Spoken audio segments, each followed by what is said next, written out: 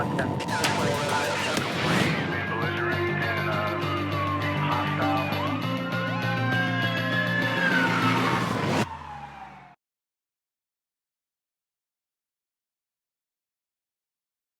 I'm David Roger, General Counsel for Las Vegas Police Protective Association.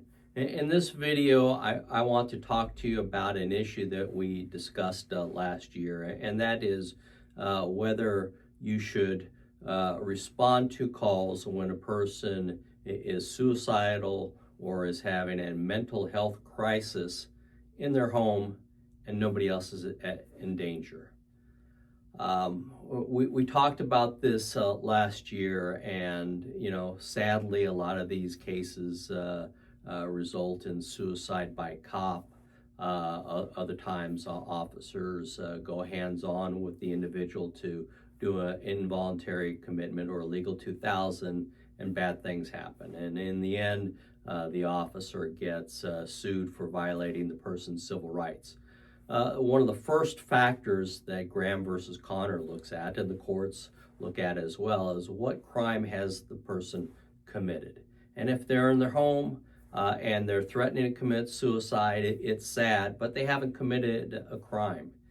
And in those past videos, and I'll provide a link to those videos, we talked about clearing the call and moving on if nobody else is in danger.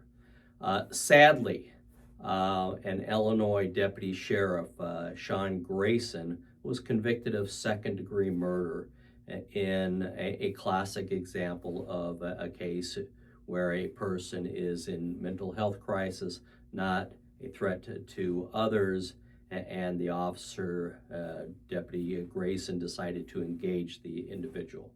And when the individual grabbed up boiling water, Officer Grayson shot and killed her. We can discuss in a later video tactics, whether the officer should have de-escalated the incident, whether the officer should have taken cover. But the point for this video is that this probably could have been avoided had Officer or Deputy Grayson left the home and cleared the call.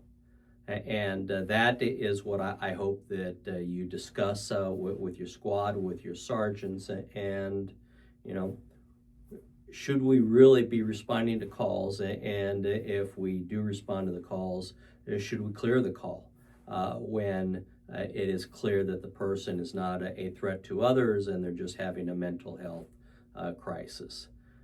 In the end, you can't solve all of society's problems. I know that when you go through the academy and you put the badge on, you think that you're there to serve the public and solve every problem. But in the end, you have to think about yourself and your family, your liberty, and your civil liability. And in this case, Deputy Grayson was not given qualified immunity. Well, I don't know. I shouldn't say that, but we do know that he was tried and convicted and will be sentenced for second-degree murder charges. Certainly a hefty price to pay for doing his job and taking that extra step that, from our perspective, is unnecessary. And so please talk to your squad and give some thought to clearing those calls or not even responding to calls when nobody else is in danger. Thank you very much for watching. Please contact me if you have any questions, and please stay safe.